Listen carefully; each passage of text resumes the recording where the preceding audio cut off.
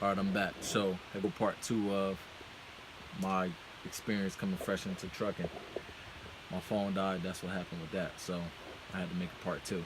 The video was starting to get long anyway. So, I guess it's the universe way of telling me like, cut this a little short, make another one. Like, but I was at pretty much at the point where I would make nothing less than $23 an hour, pretty much. So I'm like, yeah, that's super good. Like I'll be home every day, making $23 an hour, coming fresh in the truck, and that's good. So, you know, it was a mom and pop company. They pretty much didn't have consistent freight. So, and then when they did, it went over 10 hours. It was like they said 8 to 10 hours in the interview, and it went to 14, 16. They wanted me to run illegally. They was running paper logs, and they had old trucks. The old trucks and paper logs, I didn't let that stop me from going there. Because I know how to use paper logs. I did it when I was driving the box trucks, and they teach you how to do that in the school anyway. So I already been knew how to do that. Older truck, manual, didn't care, knew how to drive it. It'll move the freight, it'll get me paid, it'll get them paid, I don't care. So it was the fact that they were so inconsistent with the loads. Like one day they couldn't find no local work, then 2 days they could find it, but then one of the 2 days they found work, it'd go over 14 hours. And it was a couple times where I was just like, yo, I started dipping to savings, I'm like, I'll take anything. Like, send me across the country. Their truck wasn't even in good enough condition to go far.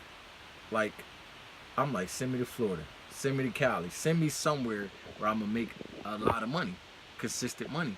The truck kept going in the shop every 2 days. The cooler, the radiator broke.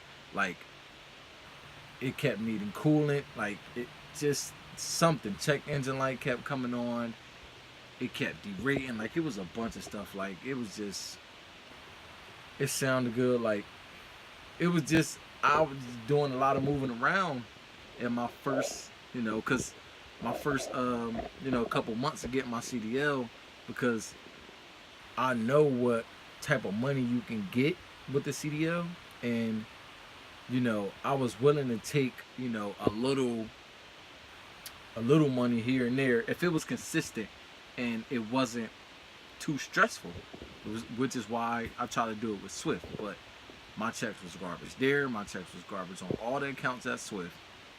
And that's just for me.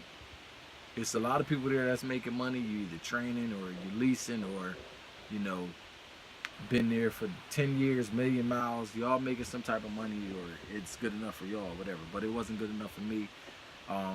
What matters, one of the things that matter when you coming into trucking is who your DM is. If your DM like you, if y'all have a relationship. Because the company I'm with now, I'm getting miles. I'm getting miles. I'm getting loads. I'm making money pretty much. And the only time I don't make a good check is when something happened to where traffic won't let me get the load there on time to get another load, or something happened with the truck or whatever. But it's never the DM fault. He always set me up to get me money. But back at Swift, no, none of them. It was just not good. Like, and then the local company wasn't consistent. Truck kept breaking down too. So I end up like eventually I went back into that mind state of trying to just go get money. Like I don't care what it is. Like I don't care. Um, so I decided to go back OTR. Like I'm about to just go OTR. Don't worry about being home. I'm barely home now. Like I'm back into that mind state. Like, cause I got caught up with trying to go local and make money. And as a first year driver, it's not likely. You could probably look up and find something. I did, but it didn't work out the way I wanted to. So now I'm back on the road. I'm at Western Express now. And some people don't like it here. This works for me though. This works for me. Just like it works like Swift worked for some people. It didn't work for me. This don't work for some people, but it works for me here at Western Express. Um, yeah, like I had this same truck, um, 2018 International. Some people don't like those. I don't got no problem with it. I had this truck since I came here. I've been here for like 3 months now. Um, no breakdowns as far as like they had a tire rack in the back of the truck, the back of the tractor where it kept pulling the airlines once you make a tight turn, and it kept ripping the airlines and it broke the electrical box a couple times. That happened twice. And I had to get a preventative maintenance checkup. Like they had to do preventative maintenance, so I had to drop it in the shop for that day. So out of 3 months, I was only pretty much out of commission for 3 days total, and it wasn't nothing crazy. Like it wasn't like the truck breaking down or me breaking down in the middle of the road or nothing like that. So I'm pretty satisfied with this company right now. Um, they just offered me a performance contract, whatever. They pretty much paying me a certain amount of money because they want to lock me into being a driver for them. So they're like, all right, we're gonna pay you this amount of money. You sign this contract over this time frame. You're locked in to work for us. You cannot leave. Like they like me that much. They think my performance is that good where they're gonna pay me to stay here for a set amount of time.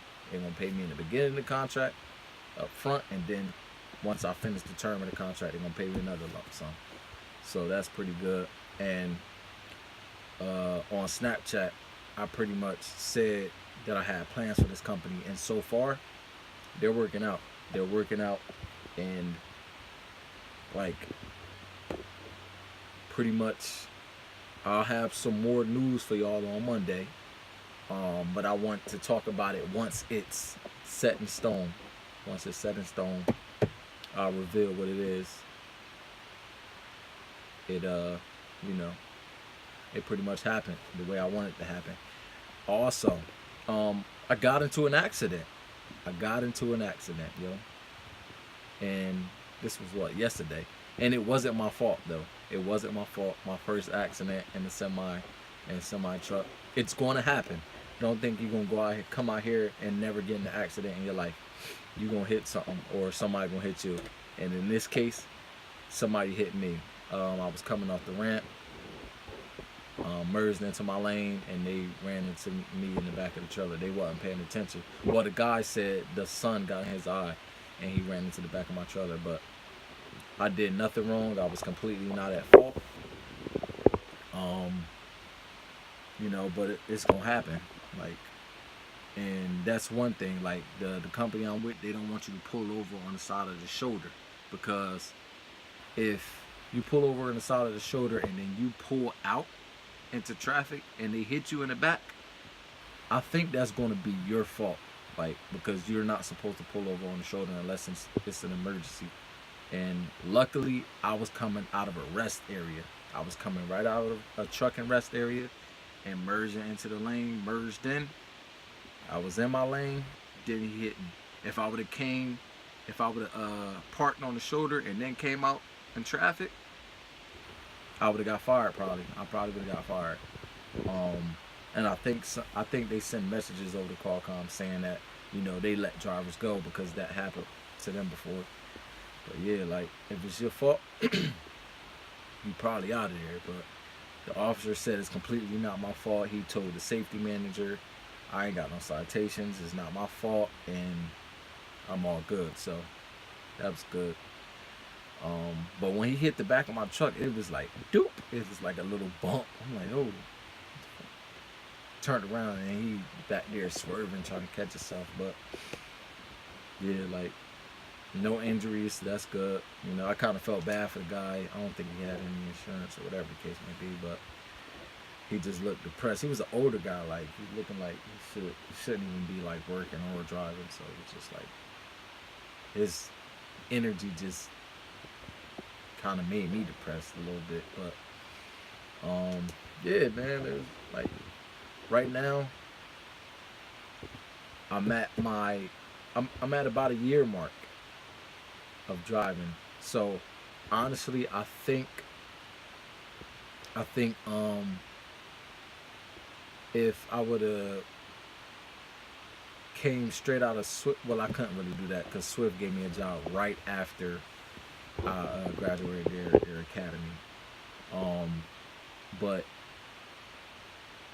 it wouldn't have been a bad idea to just go to their school and just come straight to Western Express. But it was all set up, and you know, with my situation, thinking that no other company would take me, I was just like, let me get what I can get. And that's one thing. Don't be afraid to know what you're worth out here. Like people say, you know, don't just stick with this. Like, but if you're not making no money, what are you sticking with? Like, I was making like the reason why I kept jumping around so much trying to figure out what's going to pay me and what's going to fit is because I went and got my CDL and I know how much money you could make with it, and the amount of money I was making on these accounts at Swift, I could have stayed home at my local job. I didn't even need a CDL for the type of money that I was getting at these companies. I'm like, no, that is not going to work because I was making more money at the local job driving the 26-foot box trucks than I was coming into trucking at first. Like, y'all not gonna play me like that. I'm not trying to hear none of y'all talking about. Like, I got my CDL now. Give me some money. Like, I'm working. Give me some money. And there's companies out here that'll take you 3 to 6 months and they'll start you off at like 60, 70,000. So I'm like, I'm over the road and I'm not even making that. Nah, I'm out of there. Like I'm gonna find something else.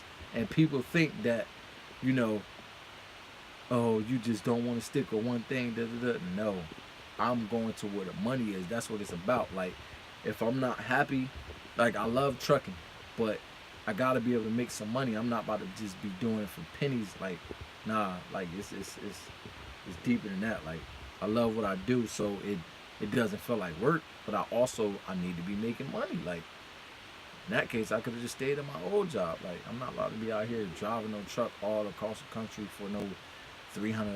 Like, I'm not doing that. Sorry. I'm not a retired veteran or I'm not a retired citizen. Like, this is my main income and I need to set myself up for retirement. So $300 a week is not going to cut it. That's why I got up out of there. I kept searching. Did what I did, like, and I'm here. Thumbs up so far. And I have some more news for y'all. But this is the last video I'm gonna make for the night. Play some Madden or whatever the case may be and chill out. But, you know, check me later.